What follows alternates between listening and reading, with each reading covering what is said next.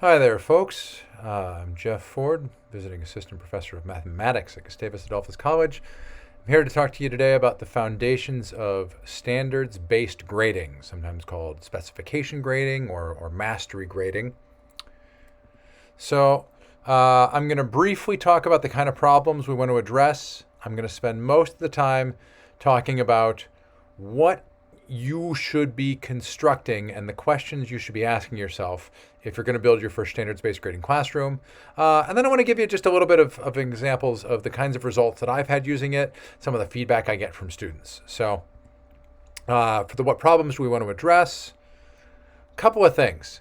I really want, when you're taking a standards-based approach, to have accuracy in grading, right? There's this issue where if you're assigning partial credit, even if you've got a really good rubric going, sometimes there's a distinction between, was this worth 6 out of 10 or 7 out of 10, right? It can be ambiguous. So we want accuracy there, which keeps the grading resistant to bias. You're grading everybody on the exact same standard. It doesn't matter if a student has screwed around in class and not impressed you terribly much and always turned in bad work in the past. Standards-based grading addresses this. We get students motivated to succeed. You've all run into the scenario where a student gets a D on the first test and just shuts down, right? They don't want to play anymore.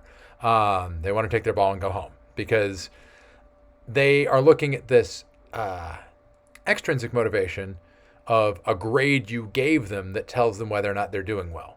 With standards-based grading, it's a lot easier to get students to be intrinsically motivated because they're kind of chasing this goal and they see that the ball is in their court to be successful. So the tool I use for this, and we'll make this available to you offline too, is the ladder of accountability. If a student is not doing well in one of my standards-based grading courses, I will point to the ladder of accountability and I will ask them to tell me where they are. I don't have a problem. It's your fault. Well, these are all the reasons why I'm not doing well. I can't. The student who knows there's a problem and they know that they have to do something and they're not going to. Up to 5, you've got students who have acknowledged reality, that there is a problem and that they are responsible for fixing it. Up to number 6, they own the problem and they honor their commitment to fixing it. At stage 7, we've got students who are willing to find the solution. And at stage 8, which is where we need to have our students if they're going to be successful, they are on board. They are implementing solutions and they are ready to move. So I like to bring this up at the start of my courses, and I keep it on my door and I keep it inside my office. So if I meet with a student, I ask them to point to the ladder of accountability and tell me where they are. It can be a really good way to help keep them motivated in a classroom like this and have them think critically about how responsible are they being for their own success. So we want to see how to get students to climb the ladder. How do the students see direct results of their work? I did this thing and I got this grade and I've learned something. That's what we're looking for. But in addition to that, we want failure to be productive. A lot of times you'll run into students who are used to this idea that, well, I've studied and I failed, so I guess we're done now. Students don't have a great sense often that failure can be productive and that failure is part of the learning process. This grading technique can really help with that. So we can look at preparation for subsequent courses. This is something I've run into very frequently. That's been a major problem. When we look at what skills are needed for the upcoming semester, does the grade in the course reflect mastery? So what's the difference between a student who earned 70% of the points and a student who mastered 70% of the concepts? Think critically about how those can be different and how a student who's fully mastered 70% of the concepts might be ready to move on, might have a shot at least at taking the next course in the sequence. But a student who earned 70% of the points might not have mastered anything and might be in real trouble going into the next class. The other thing I like about standards-based grading courses, and I get this in my student feedback as well, is that the students get more out of the course than just the content. Sure, I can teach you calculus, but I can also teach you how to struggle and how to succeed and how to think about being a lifelong learner. This grading technique, I think, does a great job of that. So let's talk about some nuts and bolts. The grading system must be fair. We want to know that everyone is graded the same way, that all the work is held to the same standard. The grading must be accurate. We have to have some kind of numerical representation of how well the student did, and I'll go into those in a little bit more detail. But we need to know, this is kind of building off the fairness, that if two students turn in work of the same quality, they should get the same score. The grading must be specific. Now, this is where things get really problematic. When you've got one essay question that hits 10 different learning objectives for the course and you're trying to get a student to amalgamate it, how do you give them feedback that's specific to those individual learning objectives when there's so many things tested in the same problem? It can really be problematic. And the grading needs to be timely. If a student does work and it takes 2 weeks for them to receive any feedback on that work, they cannot use that information to improve what they're doing in future assignments for the course. So you got to get that work back fast. And you want to construct a grading system where it's quick for you to grade. You don't want something that takes an hour per assignment, because you're not going to get that back to the student quickly enough for them to incorporate it into something else. So I like to call everything checkpoints. Sometimes you call them learning objectives. Sometimes they call them mastery objectives, mastery points, course standards. Checkpoints, I don't know. I like the phrasing of it. Students seem to like it too. It gives them a sense of passing a flag, right? Working along a course, getting over something, and once you've checked it off, you don't have to do it again. So you want to spend time up front, very carefully selecting your learning objectives. Now, in a calculus course, I initially started with 40. I've been doing this for about 5 years now, and I'm down to 24. There are 24 things that, having thought long and hard about this, looked at how other faculty do it, compared different texts, looking at subsequent courses that have this as a prerequisite. What do I really need them to know to have fully mastered getting out of the course? I came up with 24 things. You might have more, you might have less. One of my upper division courses basically has 12 learning objectives. They're each fairly complicated, but there's only 12 things that I really need to say, yep, you can do this. So this is where with the 3 learning objectives Goldilocks thing, right? You're looking for that just right scenario. If I tried to bring a calculus course down to 6 learning objectives, they would probably be too broad to be tested with that fast grading, right? Fair, accurate, specific, and timely. It's hard to do that when your learning objectives are super broad. So we need to have them at least a little specific. But I could look at the calculus objectives for Iowa State, which are like 80 items. That's so specific. They're so individualized. I'm not going to have time to fairly assess whether or not students have learned those things in a regular semester. So you gotta get that middle ground. Things that can be graded in a fair, accurate, specific, and timely manner, but not so many that you can never get it done, and not so few that the grading's not specific enough. The other thing I look at is what's the absolute minimum to succeed. Now, this is something that you might have from personal experience, or it might be something you want to talk to other faculty about. But if I look, again, I'm a mathematician, so I look at Calculus 1. What's the point of taking Calculus 1? It's to take Calculus 2. Okay, so for a student entering Calculus 2, what is the absolute minimum list of things that I need the student to be proficient or better to have a shot in Calculus 2? And that's where I start building my learning objectives. I look and say, okay, if they can't do this particular skill, well, then they shouldn't go on to Calc 2. There's no way. And that's where you set your standard for a C. That's where you set your passing grade, right? You have to be able to do at least these things.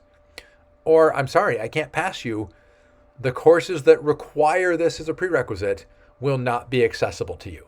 But by tying those absolute minimums into specific learning objectives and tying those specific learning objectives into whether or not you pass the course, you guarantee that the students coming out of your class have a good shot at taking the next course in sequence.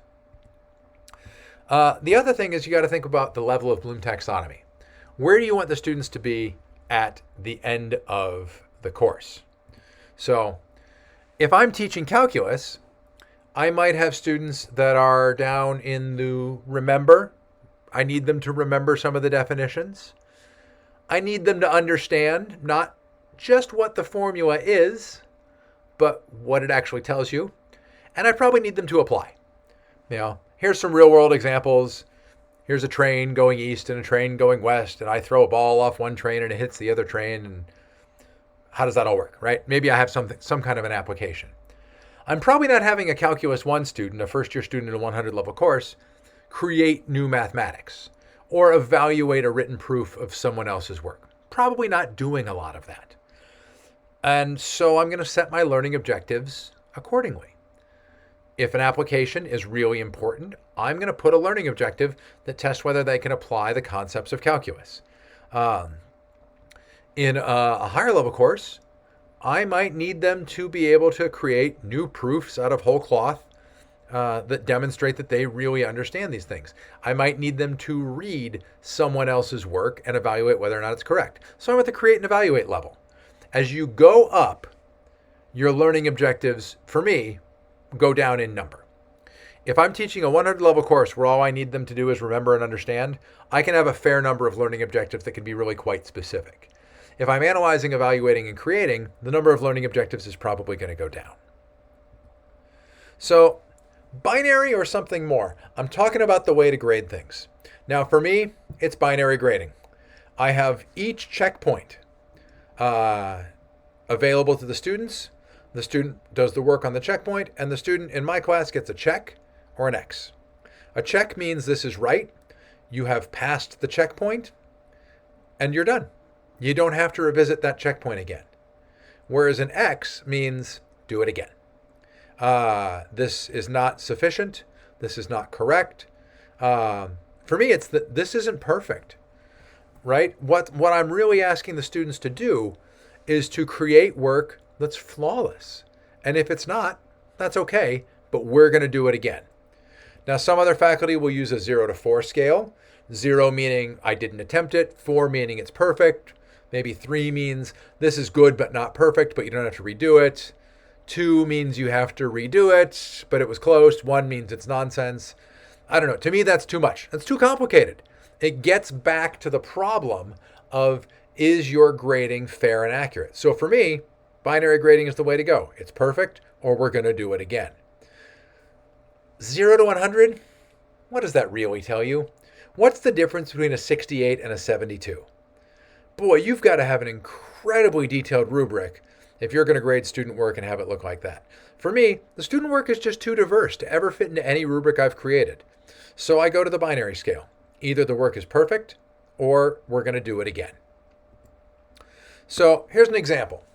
Again, this is based on a calculus classroom that I've taught with mastery grading, standards-based grading, specification grading for a long time. And I usually break it into 3 parts outside of the checkpoints. I will assign students work to complete before class. Now, if some of you have seen some of the workshops on team-based learning, that's maybe something like a readiness assessment, a readiness assurance test. But there's something that I ask them to do and turn in before they come to class. Then we have work in class. Now, for me, I like to do that either in teams or with individuals presenting work in class. For me, it's all about inquiry-based questions, right? Don't just do this calculation, but explain why it works and what's going on. Why do we want to know this? Open-ended discussion kinds of things. And then again, this is calculus, so there's some practice homework, some practice problems to help them prepare for the checkpoints. But I grade all that on completion. None of that, whether it's about showing you did the reading, exploring activities in class, practicing these homework questions later. I don't care if you get it right or wrong. I grade all of that just on completion. Did the student attempt it? And did the student turn it in on time? It's back to that accountability ladder. If you don't turn it in on time, you're not being accountable for your own success. And so you don't get any credit for it. These are binary grading. You get 1 if it's done, 0 if it's not. I have 24 checkpoints that are available throughout the semester. So what I do is each checkpoint comes from a section or series of sections in the free online book that I'm using. I will wait until we are done with that section. The checkpoint is open and it's online. So I use Moodle. D2L works just fine for this. The checkpoints become available and they are open for a week. And during that week, the student can click on it, open it up. The questions that are appropriate for that checkpoint might be 1, might be 2 or 3, show up. and the student has an hour to answer those questions, take a scan PDF of their work, and submit it to the online Dropbox. If they don't submit it within the hour, the box closes and they don't get any credit. If they wait until the week is up, it closes and they don't get any credit. And again, these are binary graded. So I look at each checkpoint, I look at the PDFs they've submitted, and I decide, is this pretty much perfect? You've addressed everything that the learning objective has asked. Your writing is clean and clear and concise, and I know what's going on. You have convinced me that you not only got it right, but that you understand the concept. And if they do, they get the check. They've passed that checkpoint, and for my money, they never have to revisit it. In the past, I've done things where a student had to get a problem right on more than one occasion to get a checkpoint. I don't really find, when I look at objective measures of mastery, better students who've done it twice versus students who've done it only once. So I ask a pretty detailed question, but they get it right, and they're done. Now they get it wrong, they get some feedback from me. Fairly brief. Think about this. You should read this section again. Wait, what is the definition of this? You have to look at the definition again and then think about why your answer is wrong. Then there's a Google form. And a Google form that I have them have access to is for revision requests. So once a student gets feedback that they didn't pass a checkpoint, they have 2 weeks to turn in a revision request. And they fill out the form, and they have to tell me what problem they want to redo. They have to write me a paragraph saying, I've thought about what I did, and this is where I think I went wrong. So show me something that says you're not just taking another stab at it for no reason, but you've done some work on your own to think about why it was wrong. Next question, what have you done to prepare for your next attempt? The students have to prepare. You need to show me something that says, I have done the work to learn from my mistake. That's what this is all about. You failed, but let's make that failure productive. You made the mistake. Let's learn from that mistake and try it again. And so if the student says, hey, I did some extra practice problems based on what you recommended, and I think I know where I went wrong, and I think I know how to do better next time. Or I'm totally lost, but I'm coming to your office hours this week, and I don't want another revision attempt until I've been to your office hours. So if their revision request is approved, I give them a brand new problem. I've created all these before the semester, and the online checkpoints just pull one at random. So they'll pull another random problem, and if the student gets it right, then they move on. And if they didn't get it right, we're going to do another revision request. Now, they're always moving on, right? They might still be working on checkpoint 1, and checkpoint 5 is unlocked, so they can keep going ahead. But by working on the ones moving into the future, their skills build, and things that they didn't get earlier become clearer, and they get it right. And so a bad exam in September doesn't have to affect what your grade looks like at the end of December. A bad exam in September says, I didn't understand this yet. But 3 weeks later, we've done a whole bunch of extra work building on it. Now you say, oh, this fundamental concept, I get it now. This grading system allows us to give students credit for truly grasping that stuff. So, and the revisions are unlimited. You could revise checkpoint 1 38 times if you really wanted to. So with this asynchronous online testing, if you ask good questions, they can be a lot harder to cheat on. For me, good questions are things usually of the form, not what is true, but why is this true? It saves a ton of class time. I don't do any assessments in class anymore. Everything's asynchronous, everything's online. We have so much time in the classroom to just work on things together. It's really easy to add extra attempts by building these online quiz banks. They just pick you give them another random problem. You don't have to rewrite new problems at various paces depending on how many times students need revisions. If you want to do a more traditional classroom, Hawks Learning and Pearson both offer software that can be used for mastery grading, where you can assign learning objectives and have students revise over and over again. And a lot of open source books that will support this kind of approach. So some quick results before we finish up. We don't average grades over time, so it really masters what you've done. We don't punish students for learning. If you make a mistake and learn from it, and now you understand the concept, you shouldn't be punished because you didn't know it earlier as long as you eventually get it. It lessens the impact of attendance. For students who have attendance issues for one reason or another, if you miss a day, well, that's okay. You can kind of make it up. We'll figure these things out. So it really helps with some of the equity issues there, especially for non-traditional students or students with children and stuff like that. Missing a day because your kid got sick isn't the end of the world. Homework, and graded homework especially, can be a filter for privilege. For me, I ask students to handwrite things and take a PDF scan and submit it into an online Dropbox. If everybody had access to an iPad and an Apple Pencil, well, I'd probably get a lot cleaner work, but most of my students don't have that.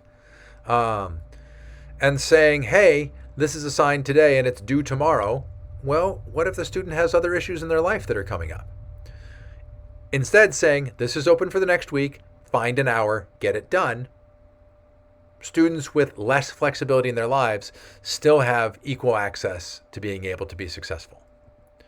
So we get the students really comfortable with failure. They don't get a penalty when they make a mistake. They see it as an opportunity to improve. I set it up so that you've passed 70% of the learning objectives. You get the grade you want in the class. And then you avoid that issue of students who just got all this partial credit and kind of snuck through on partial credit and don't really get anything fully. I do it with a lot of teams, and students report feeling accountable to their teams. And so I get better attendance. I get better engagement within the classroom. And I get a lot of student reports that they feel less anxious about mathematics, which is a real problem in our field. Because what's the anxiety there about? What's the worst thing that happens is that you get something wrong. Well, then you practice and you do it again, right? There's no magic penalty because you made a mistake. So a few references which will be available to you offline as well. Some different ideas about what equity can be and how to get started. Some of these different things that it approves. So thanks very much for hanging out, and I hope that was helpful.